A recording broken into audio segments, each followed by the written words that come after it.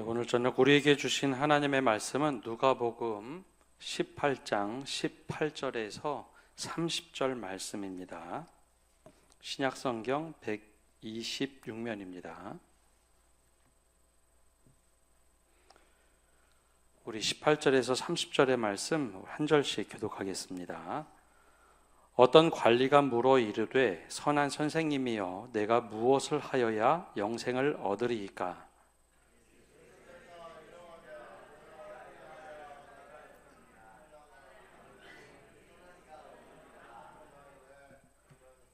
내가 계명을 안 하니 간음하지 말라, 살인하지 말라, 도둑질하지 말라, 거짓 증언하지 말라, 내 부모를 공경하라 하였느니라.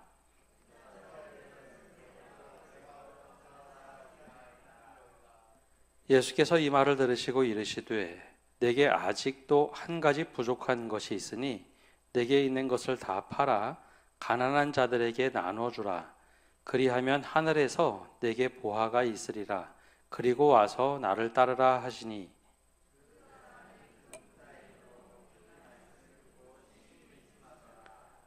예수께서 그를 보시고 이르시되 재물이 있는 자는 하나님의 나라에 들어가기가 얼마나 어려운지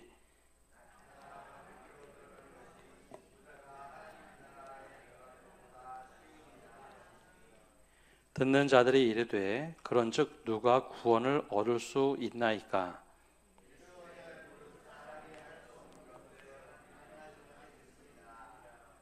베드로가 여짜오되 보옵소서 우리가 우리의 것을 다 버리고 주를 따랐나이다.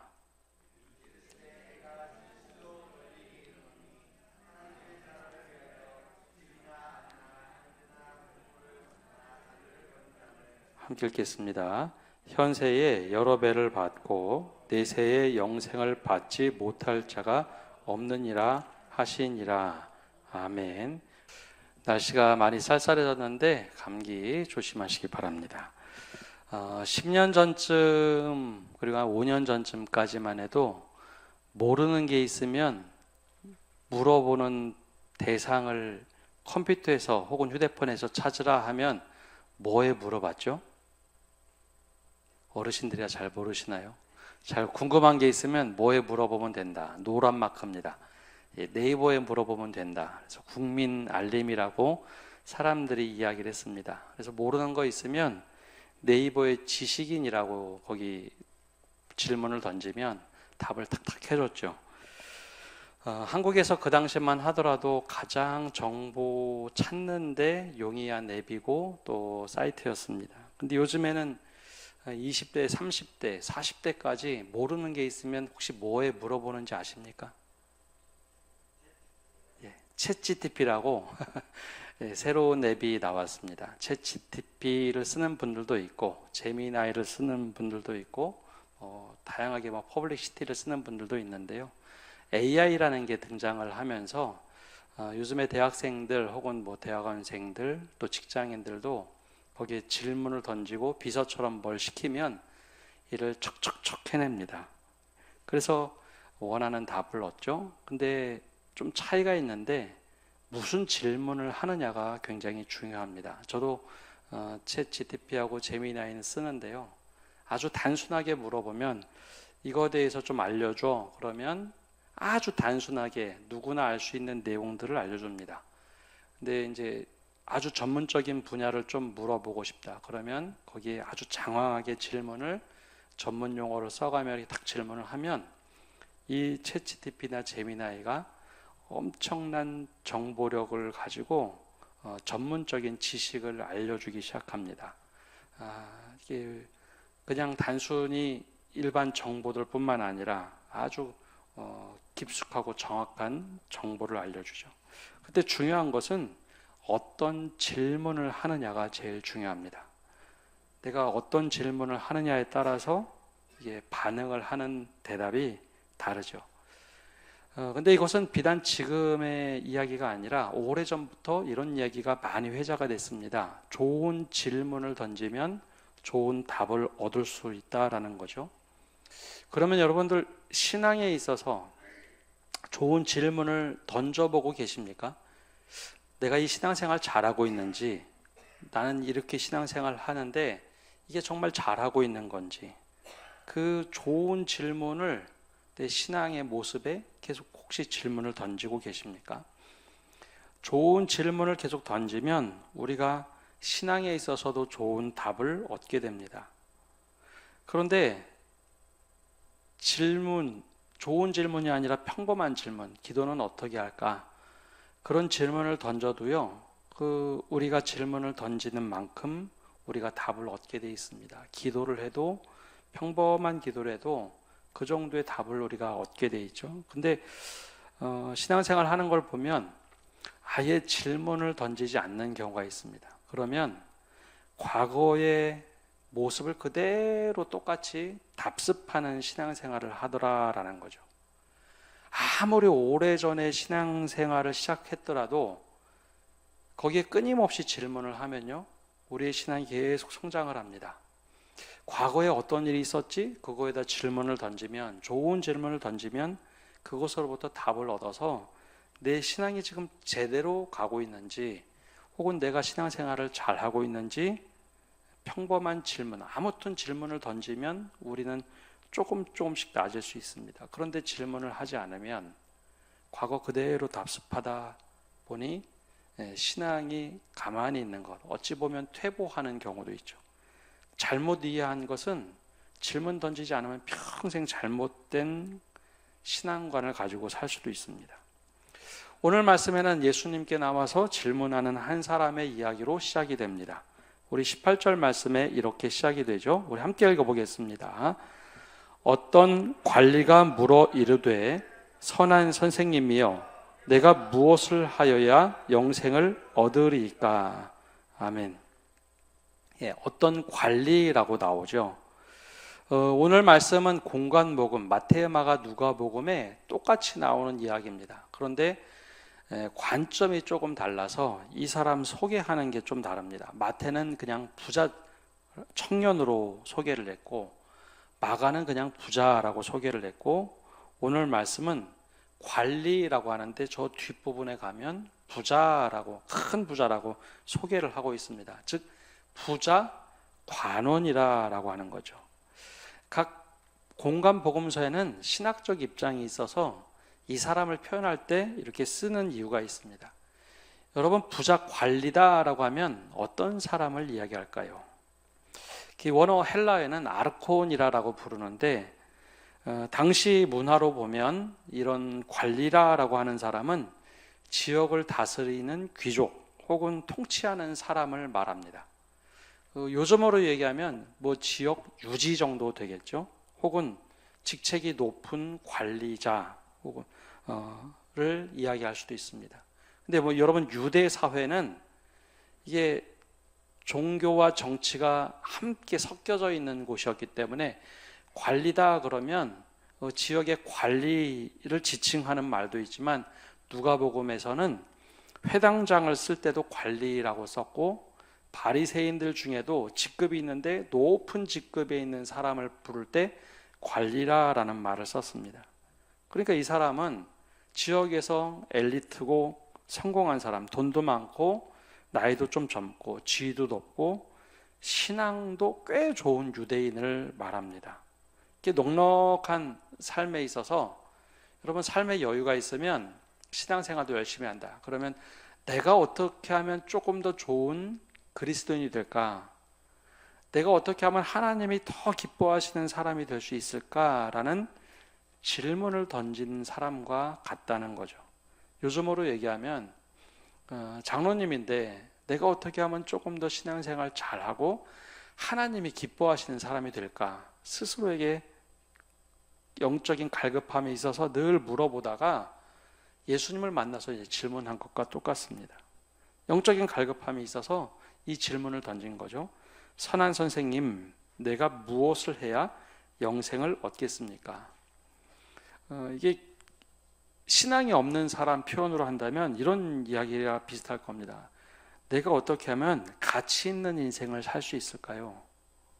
내가 돈도 꽤 있고 내가 재력도 있고 명예도 있는데 내가 어떻게 하면 정말 가치 있는 인생을 좀 살 수 있을까라는 이야기하고 비슷합니다. 근데 이게 신앙의 용어로 바꾸면 유대인이었기 때문에 가장 궁극적인 목표, 어떻게 하면 영생을 얻을 수 있을까라는 질문을 예수님께 던진 거죠. 이게 영적인 갈급함 때문에 그랬습니다.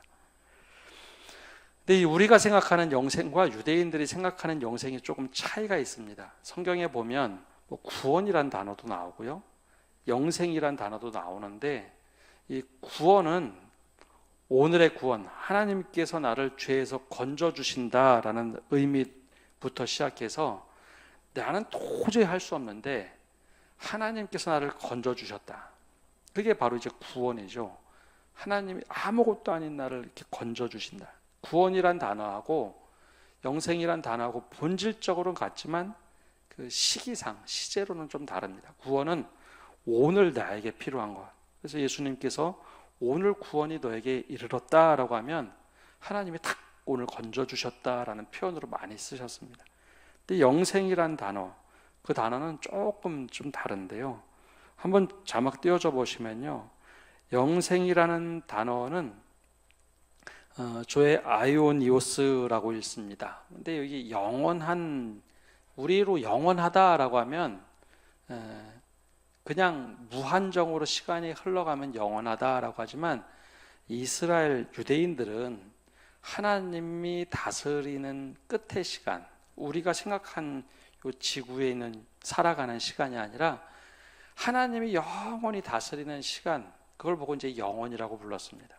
하나님이 저 끝까지 시간 밖에 계시니까 그 영원한 시간에서 생명을 얻는다. 근데 여기서 생명이란 말이, 여러분, 생명이 육체적인, 요즘에는 생명에 대한 것도 현대 과학에서 굉장히 다양하게 이야기하는 것 같습니다. 여러분, 요즘에 사고가 나면 의학용어로 아주 독특하게 쓰는데요, 어떤 사람이 사망했다, 예전에 신문에서는 사망해서 병원으로 옮겼다 이렇게 썼는데, 요즘에는 좀 표현이 달라졌습니다. 혹시 어떻게 쓰시는지 아시나요? 요즘 뉴스를 보면 사고가 났어요, 그러면 심정지가 돼서 병원으로 옮겼다라는 말을 씁니다. 혹시 신문 보시면 그런 것 같죠? 옛날에는 사망했다라고 했는데 요즘엔 심정지가 됐다. 그 말의 표현에는 심정지는 됐지만 육체는 살아있어서 혹시 조치를 더 취할 수 있는지 그런 표현을 씁니다. 근데 여기서 말하는 생명이라고 하는 것은 이 육체의 생명을 말한 것이 아니라 하나님이 주신 참된 생명, 생명의 본질. 그래서 이 땅에서의 생명뿐만 아니라, 육체적인 생명뿐만 아니라 하나님 나라에 들어가는 생명까지도, 그걸 보고 영원한 생명이라고 불렀습니다. 그래서 이스라엘 백성들은 하나님의 나라가 여기 임하면, 내가 그럼 하나님께 어떻게 흡족하게 마음에 들어서 하나님의 나라에 들어갈 수 있을까? 하나님의 축복을 받을 수 있을까?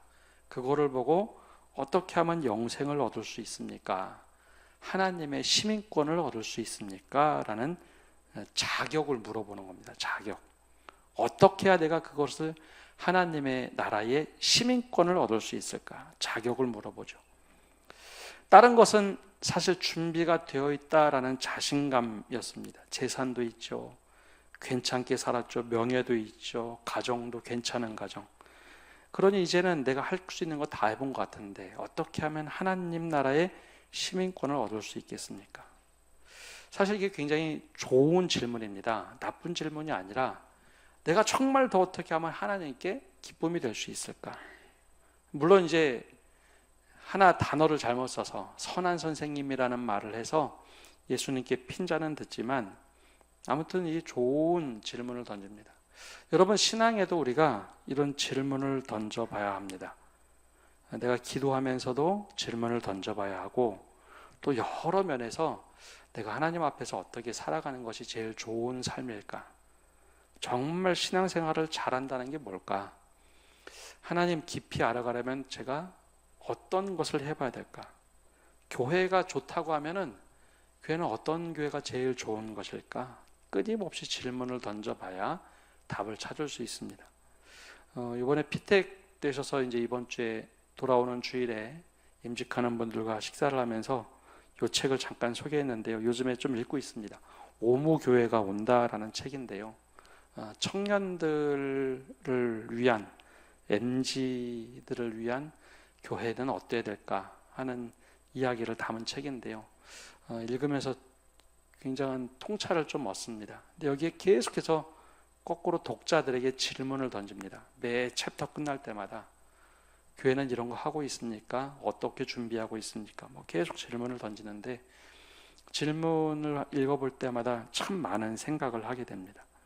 여러분, 신앙생활 하면서 좋은 질문을 잘 던지시면 거기에 답을 얻게 되어 있습니다. 근데 질문을 하지 않으면 답을 얻지 못합니다. 기도도 좋은 질문을 던져야 좋은 답을 얻게 되어 있습니다. 그러자 예수님께서 첫 번째 답을 하시는데요. 이 답이 아주 평범합니다.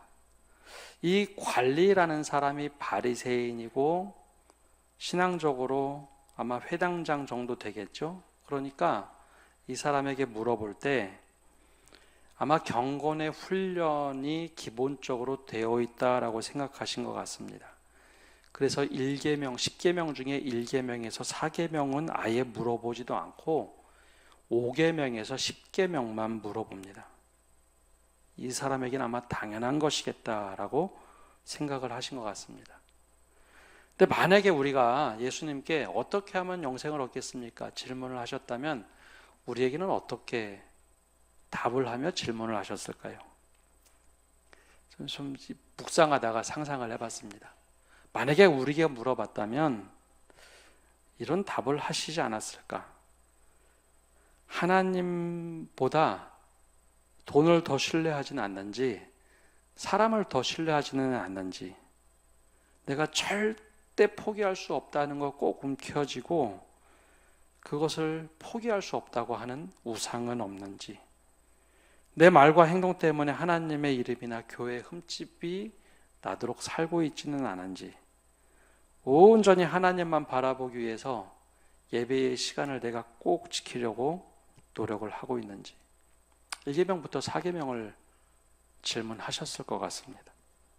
어떻게 하면 영생을 얻을 수 있을까요? 하는데 여러분, 1계명부터 4계명 아주 신앙의 기초적인 것이 되지 않으면 사실 이 질문을 하고 이 응답을 받으면 얼굴이 굉장히 빨개졌을 것 같습니다. 어떻게 하면 영생을 얻을 수 있습니까? 이건 신앙의 기초가 돼서 하나님께 어떻게 하면 더 잘 하나님께서 흡족하게 생각하실까? 그걸 물어봤는데 신앙의 기초를 물어보신다면 굉장히 창피할 것 같습니다. 사실 저도 이런 마음이 늘 있습니다. 성도님들이 종종 그런 이야기를 하시는데요. 설교를 통해서 많은 것을 좀 신앙의 기초를 주일에 가르쳐야 되지 않는가라는 질문을 듣곤 합니다. 그런데 이런 얘기죠. 공예배를 잘 드려야 됩니다. 항전직들에게 공예배 잘 드려야 됩니다. 예배 시간에 온전한 예배를 드려야지 중간에 나가거나 휴대폰 받으면 안 됩니다. 헌금 생활 잘해야 됩니다. 성경 여러분 열심히 읽어야 됩니다. 기도해야 됩니다. 사실 제가 설교 때 그런 말을 잘 하지 않습니다. 제가 부목사 생활을 좀 길게 하면서 다양한 교회에 있었는데요. 크게 대조적인 교회들이 있습니다. 아주 신앙의 기초에서 예배 잘 드려야 됩니다. 잔소리처럼 매 예배 때마다 광고하거나 설교 때 하시는 목사님도 계셨고, 어떤 교회는 한 번도 이런 얘기를 하시지 않는 교회도 있었습니다. 근데 두 가지 이제 장단점이 다 있는데요. 열심히 하는 교회는 성도들이 예배 잘 드립니다. 그런데 열심히 이야기를 하지 않는 교회도 예배는 잘 드렸습니다. 그러면서 이 이야기를 하지 않는 교회 목사님이 교육자들한테 종종 이런 얘기를 하셨어요. 내가 이런 얘기를 하지 않는 것은 이 예배 시간에 이런 얘기 한다는 것 자체가 너무 창피한 일이다라고 늘 이야기를 하셨죠. 이런 이야기 하는 것 자체가 창피한 일이다. 신앙의 자존심이 상하는 이야기다. 왜냐하면 이런 이야기는 구역장 모임에서 혹은 교사들이 항존직들이 스스로 서로에게 잘 가르치고 격려하면서 하는 신앙의 교육이지 강단에서 예배 잘 드려야 된다 선포될 만한 이야기는 아니라라는 것이었죠. 사실 그 이야기에 제가 공감을 참 많이 합니다. 그래서 가급적이면 그런 이야기를 하지 않습니다. 근데 그런 이야기를 하게 된다면 그만큼 많이 신앙이 무너졌다라는 것이겠죠.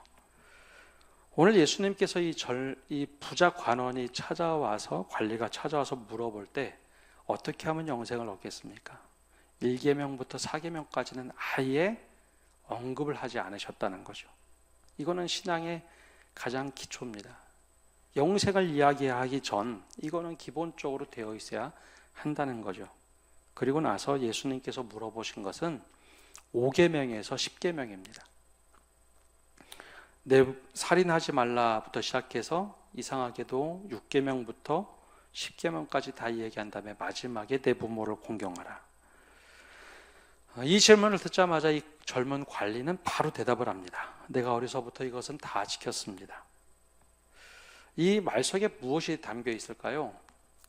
신앙의 기본적인 것을 한다고 해서 영생을 얻을 수 있을까? 거기에 궁금증이 있다는 거죠. 영적인 갈급함이 있다는 겁니다. 기본적인 신앙생활을 내가 하고 있긴 하는데 그것 때문에 영생을 얻을 수 있을까? 자격에 대한 궁금증, 영적인 갈급함이 내 안에 있기 때문에 이걸 질문하는 겁니다. 라는 뉘앙스죠. 그러면 영생을 얻는 것은 어떤 것일까? 예수님께서 두 번째 답을 하시는데요. 22절에 이렇게 답을 하십니다. 우리 함께 읽어보겠습니다. 22절입니다. 예수께서 이 말을 들으시고 이르시되 내게 아직도 한 가지 부족한 것이 있으니 내게 있는 것을 다 팔아 가난한 자들에게 나눠주어라. 그리하면 하늘에서 내게 보화가 있으리라. 그리고 와서 나를 따르라 하시니. 아멘.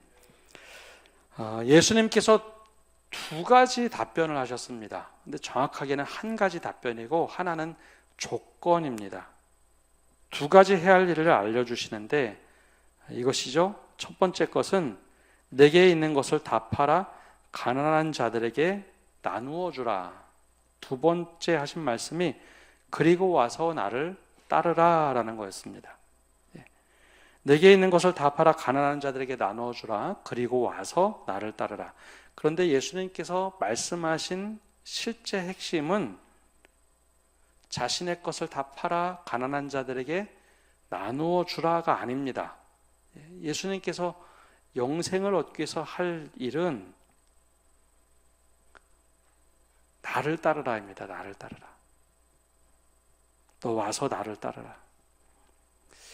처음에 어떻게 하면 영생을 얻겠습니까? 10계명 중에 앞에 것은 기본이니 10계명을 물어보고 이 사람이 잘 지키는 것을 다 본 다음에 그에게 이야기해 주죠. 이 관리에게 당신이 생각하는 자격은 무엇이냐는 거죠.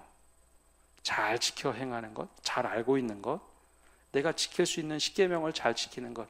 근데 그 자격 말고 더 중요한 것이 있는데 나하고 깊은 교제를 맺기 위해서 나를 따르라라는 겁니다. 나를 따르라. 근데 예수님을 따르기 위해서 한 가지 해야 될 것이 있는데요. 내가 가지고 있는 것을 내려놓지 않으면 제자들을 부르셨을 때처럼 나를 따라오너라. 내가 사람을 낚는 어부가 되게 하리라. 그랬더니 그때 제자들은요. 하나같이 자기가 가지고 있는 것 주님을 따르기 위해서 기꺼이 내려놓았습니다. 주님을 따르기 위해서. 예수님께서 답하신 것은 영생을 얻기 위해서 할 것은 자격이 아니라 관계라는 겁니다. 네 것을 좀 내려놓고 나를 따르라. 이게 이 관리에게는 굉장히 충격적이었습니다. 첫 번째 그 의미가 무엇일까 할 때 진짜 하나님을 하나님으로 믿고 있느냐라는 질문입니다. 하나님을 진짜 나의 하나님으로 믿고 있느냐. 이 사람에게는 다른 명예도 중요했고 재물도 굉장히 중요한 사람이었습니다. 그래서 재물 때문에 사람들 앞에서 당당할 수 있고 또 명예 때문에 더 자랑스러워했고 모든 것을 가지고 있었는데 주님을 따르기 위해서는 그거를 좀 내려놓을 수 있겠느냐? 주님을 따르기 위해서 과연 내려놓을 수 있겠느냐라는 질문이었죠. 너에게 진짜 신은, 진짜 하나님은 누구냐라는 질문입니다. 이 질문을 듣고 부자 관리는 정말 근심합니다. 종종 저에게도 이런 질문을 하시는 분이 있어요. 어떻게 하면 믿음 생활을 잘할 수 있을까요? 어떻게 하면 하나님이 기뻐하시는 삶을 살 수 있을까요? 여러분, 거기에 가장 기본적인 것은 신앙의 기초를 가지고 사는 겁니다. 예배를 잘 드리는 것, 말씀을 통해서 나에게 무슨 말씀을 하시는가 깨닫는 것, 기도하는 것 얘기하면 그거 어렵고 그거 말고 다른 것을 이야기할 때가 참 많습니다. 그거는 어렵고 다른 것 할 수 있을까요? 그래야 믿음 생활이 더 잘하는 것 같은데, 여러분, 기본은 기본입니다. 기초가 없는 다른 응용이 있을 수가 없죠. 그런데 사람들은 기초를 너무 소홀하게 생각합니다. 봉사하는 것을 통해서 신앙이 좋아진다고 생각을 합니다. 절대 그럴 수 없습니다. 그런데 자꾸 그렇게 생각을 하고 그렇게 배워왔고 그렇게 신앙이 좋아진다고 하다 보니 어느 날 기초가 없는 순간 푹 썩하고 신앙이 주저앉습니다. 예수님의 답이 들어있죠. 어떻게 영생을 얻고 싶은가? 우선순위에 하나님이 되면 됩니다. 내 삶의 우선순위가 하나님이 되면 됩니다. 그것을 답하신 거죠. 나를 따르기 위해서 그걸 내려놓아라. 영생을 얻기 위해서 네가 가지고 있는 것이 너무 많아 보이니 그것을 가난한 자들에게 나누어주고, 근데 그냥 나눠주는 것이 아니라 내가 물질이 많으니까 정말 그걸 필요로 하는 사람들에게 나누어주고 나를 따르라. 그러면 된다라는 거였죠. 근데 거기에 근심이 생겼습니다. 두 번째는 계명 준수로만 해결되지 않는 하나님의 사랑에 대한 결핍이 있습니다. 내가 이거 잘한다고 신앙생활 하는 사람 아닙니까? 이것도 잘하고 저것도 잘하고 10계명 완벽하게 지킨 사람.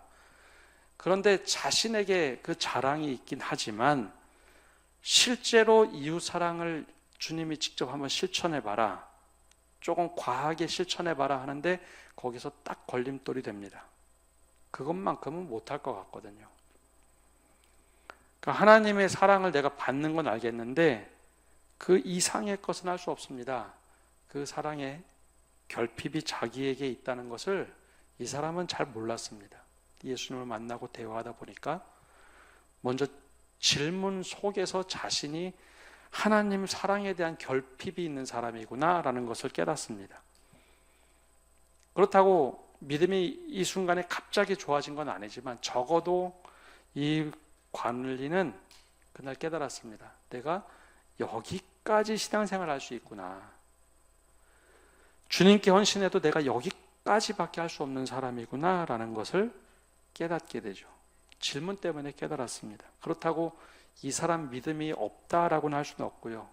이 사람의 믿음은 거기까지입니다. 주님의 제자로 따르기에는 참 어렵고 그냥 신앙생활 그저 잘하는 사람, 본인이 그렇게 느끼는 거죠. 마지막으로 주님께서 원하신 것은 나를 따르라 였습니다. 나를 따르라. 진짜 주님께서 원하신 것은 네 가지고 있는 거 다 팔아서 가난한 사람들에게 나누어 주라의 방점이 있지 않고요.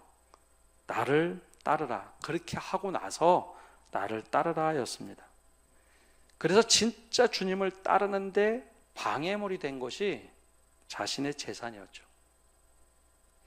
자신의 재산 때문에 주님을 못 따랐다라고도 볼 수 있지만 주님의 제자가 되기 위해서는 내려놓을 것이 있는데 명예가 될 수도 있고 다른 것이 될 수도 있겠지만 이 사람에겐 특별히 재산이었습니다.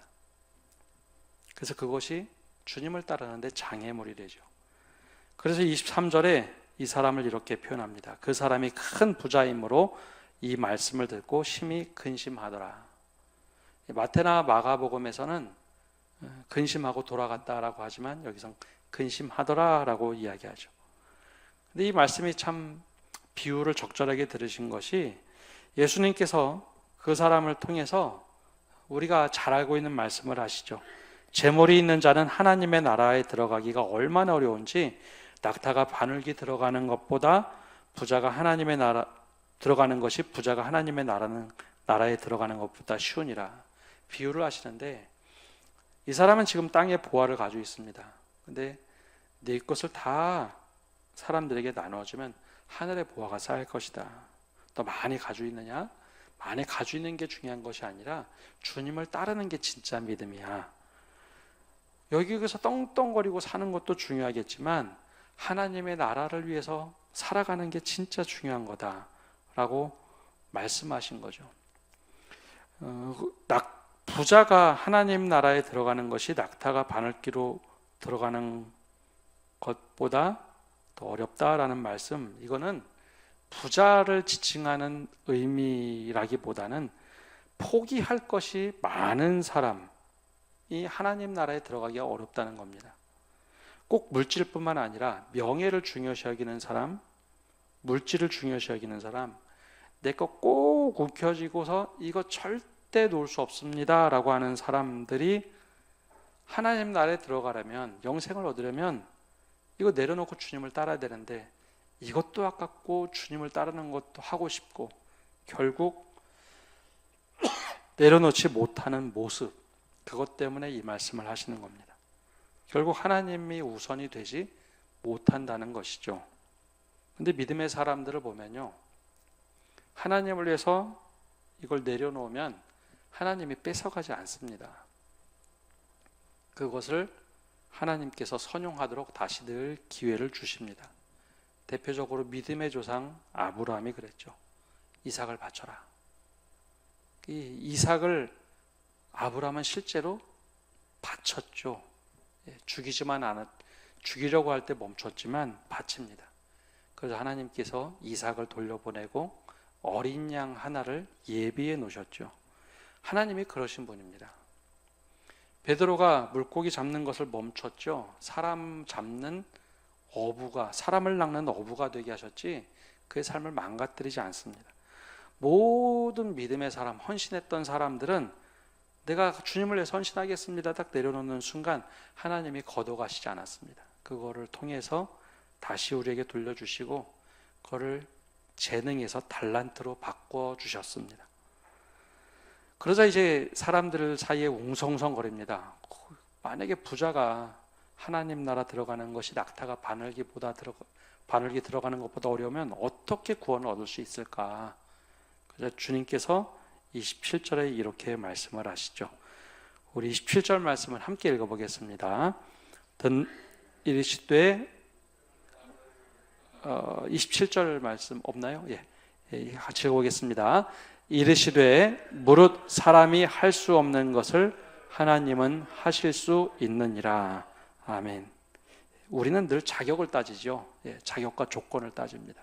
근데 그건 우리 생각이고요. 하나님은 조건과 자격을 따지지 않기 때문에 우리는 할 수 없다고 생각이 될 때 하나님은 하실 수 있다는 거죠.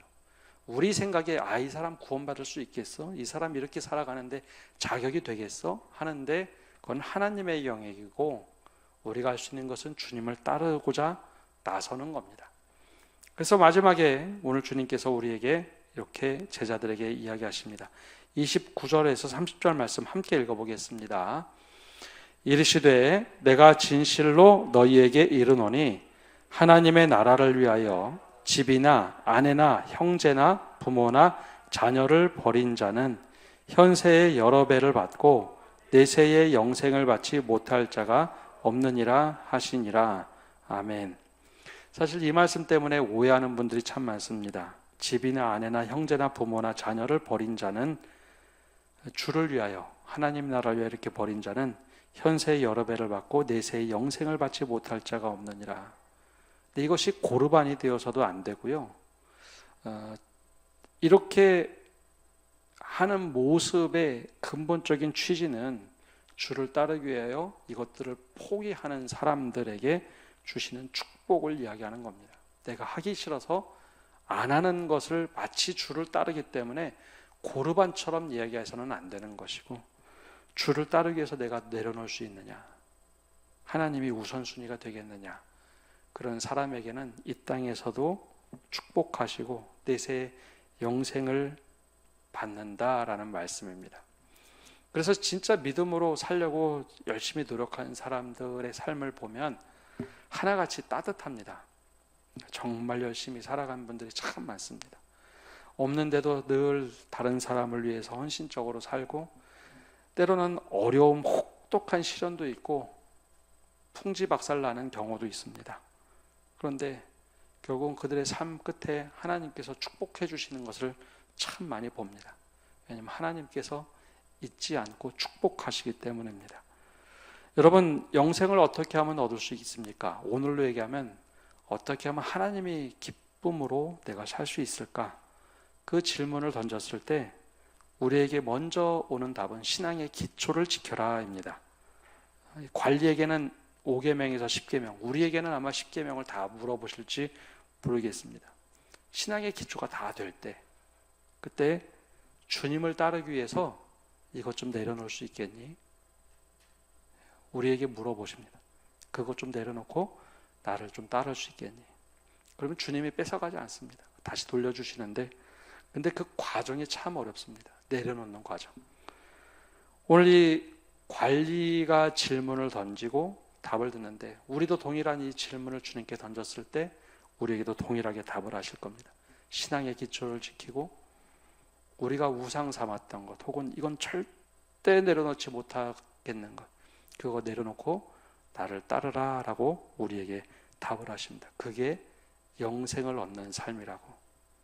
오늘 우리가 이 말씀에 응답하며 우리 삶 속에서 말씀대로 실천하는 성도 여러분 되시기를 바랍니다. 기도하겠습니다. 하나님, 오늘도 저희가 주님 앞에 나와서 말씀을 듣고 나갑니다. 주님, 한 가지 질문을 통해서 어떻게 하면 영생을 얻겠습니까? 우리의 신앙의 기초를 다시 한번 돌아보게 하시고, 우리가 주님을 따르는 것이 영생을 얻는 비결임을 다시 한번 깨닫게 하여 주옵소서. 주님을 따르기 위하여 내가 내려놓을 것, 내가 가장 소중하다고 생각하는 것, 내가 가치 있다고 생각하는 것, 기꺼이 주님이 우선순위 되어서 내려놓을 수 있는 그런 믿음의 사람 되게 하여 주시옵소서. 그리고 주님을 따를 때 그것이 우리의 영생과 하늘의 기쁨과 축복이 되게 하여 주시옵소서. 예수님의 이름으로 기도합니다. 아멘.